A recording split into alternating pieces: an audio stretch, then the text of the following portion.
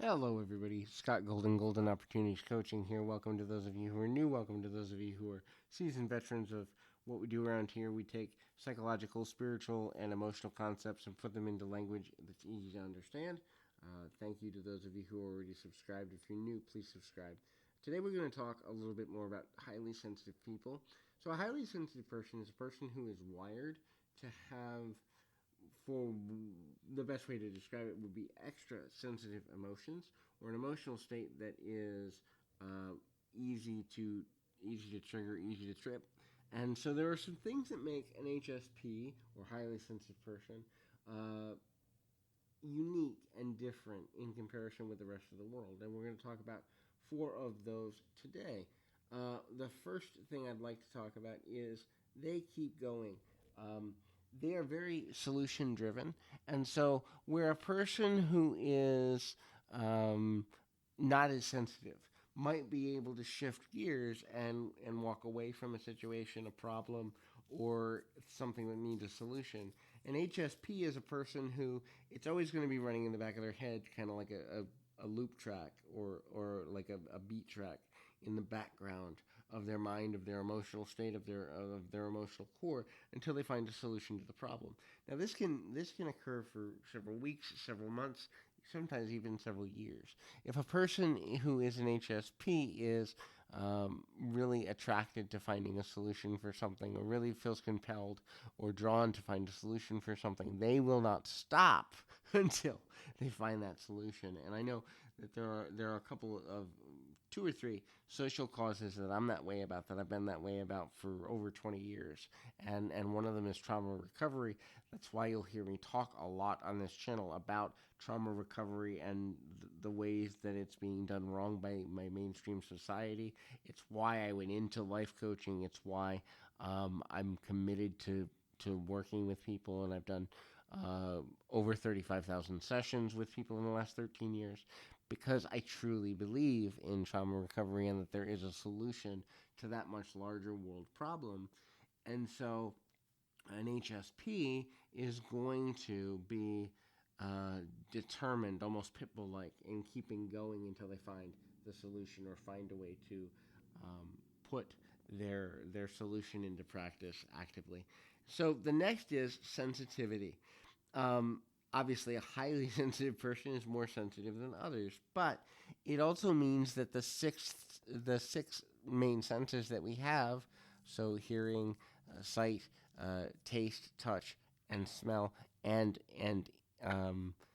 ESP or extrasensory or intuition, whatever you want to call it. I believe we're born with six senses. We dull down the intuitive side of ourselves because society doesn't encourage us to follow our gut nearly enough. And so most people, I'd say a good 80% of people, 90% of people, will dumb themselves down from that sixth sense just because it's not socially acceptable to have it, but we still have it.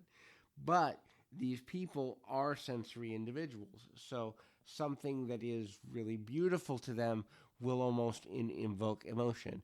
Visually beautiful, auditorily beautiful, conceptually or altruistically beautiful. And similarly, a person who is unimpressed with something, who feels something is vulgar or violent or negative, will enhance that feeling too. If something is ugly to them or if something sounds bad to them, a highly sensitive person, nails on a chalkboard may be like ew to an average person, but to an HSP, it's like, get me out of the room, get me out of the building. I don't want to deal with this. And the same can be said for other senses too.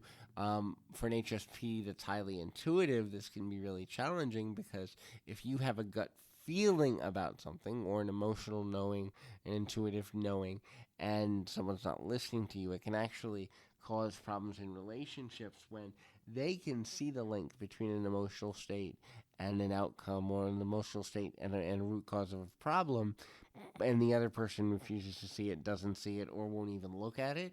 That can cause fights, that can cause discord, it can cause all sorts of separation emotionally between people, even friends and family members. So that's another way that an HSP is a little bit different.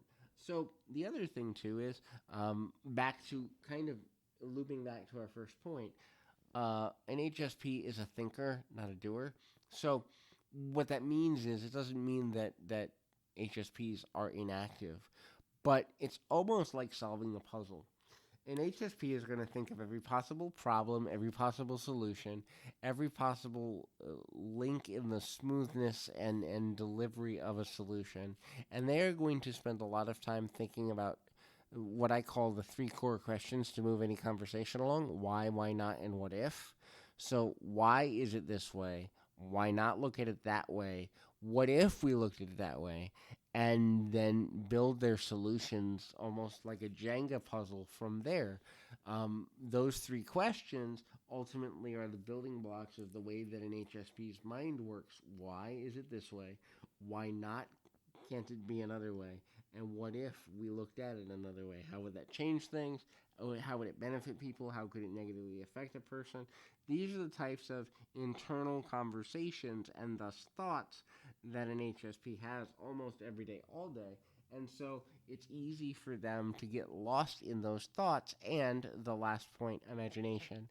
So there's different forms of imagination. There's visual conceptual imagination. There's auditory conceptual imagination. There's altruistic or um, rules and regulations imagination. So the idea is an HSP is more interested in the abstract. They're more interested in the way things could be, might be, and sometimes if there's religiosity there, should be, versus the way things are. The concrete of the way things are really doesn't pull an HSP in too much. Now they can deal with it, but they're always looking for how come, why not, and answering those more philosophical questions. That's why if you say to an HSP, for an example, you say to an HSP, I've been abused, but I still have a relationship with my family. That HSP is, if they don't understand why, they're going to go, why? Why would you do that? Why not look at it this way? What if you decided to put more time into yourself than that abusive relationship? How would it change your life? They're not going to look at the concrete of this person is my mother, this person is my father, this person is my sibling or my former best friend. They're going to look at how things can change for the better. And so the imagination of a better life, a better world, a better existence is the key motivating factor for most HSPs. So that's really a valuable point. I want to close the audio for today, but if you are an HSP and you don't have a support system, I work with tons of HSPs all around the world. And so if you are a person that's looking for someone to work with, please feel free to reach out on Twitter or here on the YouTube message box. And until next time, I keep you in mind, saying keep your feet on the ground, your mind in the moment. Until next time, everybody.